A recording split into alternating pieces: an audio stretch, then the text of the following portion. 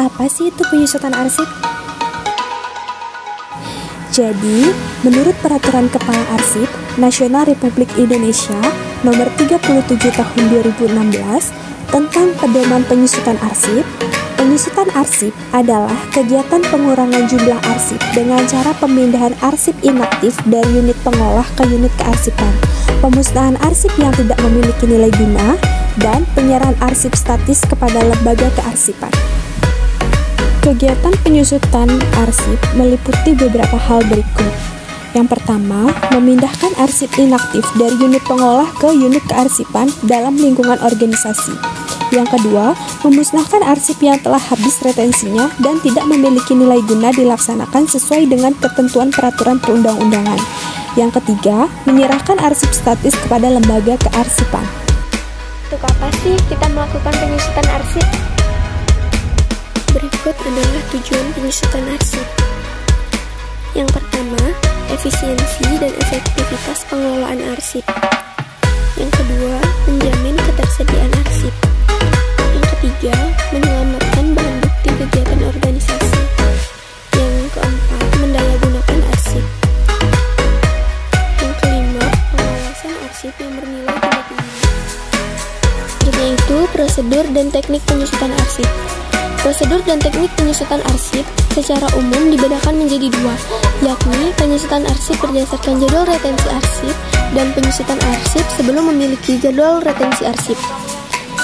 Nah, yang pertama itu ada jadwal retensi arsip, merupakan daftar yang berisi informasi mengenai jenis arsip, jangka waktu penyimpanan atau retensi arsip, dan keterangan yang berisi rekomendasi tentang nasib akhir arsip, apakah dimusnahkan, dinilai kembali, atau dipermanenkan. Yang kedua, ada teknik penyusutan arsip berdasarkan non-jadwal. Retensi arsip adalah penyusutan yang dilakukan suatu organisasi ketika organisasi tidak memiliki jadwal retensi arsip dan tidak mempunyai program penyusutan arsip secara periodik, serta kondisi arsip organisasi tersebut tidak teratur. Lalu, apa aja sih tahap-tahap penyusutan arsip? Tahap-tahap penyusutan arsip dibagi menjadi 3. Yang pertama ada pendataan arsip, yaitu kegiatan mengumpulkan, mengidentifikasi, dan mengolah data tentang arsip-arsip pada unit organisasi. Yang kedua ada pengelompokan arsip. Setelah arsip didata, kemudian dikelompokkan dalam unit-unit informasi. Yang ketiga ada penilaian arsip. Kegiatan menganalisis informasi dan fungsi terhadap sekelompok arsip untuk menentukan nilai guna dan jangka simpan arsip. Melakukan penyusutan arsip. Yang pertama, pemindahan arsip inaktif. Pemindahan arsip inaktif dilakukan dengan cara sebagai berikut. A. Penataan arsip. Penataan arsip inaktif didasari pada asas. Yang pertama, asas asal-usul dilakukan untuk menjaga arsip tetap terkelola dan tidak dicampur dengan arsip yang berasal dari pencipta arsip lain. 2. Arsip aturan asing dilakukan untuk menjaga arsip tetap ditata sesuai dengan peraturan aslinya. Pembuatan daftar arsip inaktif. Menyusun daftar arsip inaktif yang dipindahkan dan ditandatangani oleh pimpinan selaku yang memindahkan dan unit kearsipan selaku penerima yang diberikan kewenangan. Pelaksanaan pemindahan. Setelah dibuatkan berita acara pemindahan arsip, maka pemindahan arsip inaktif dapat dilakukan.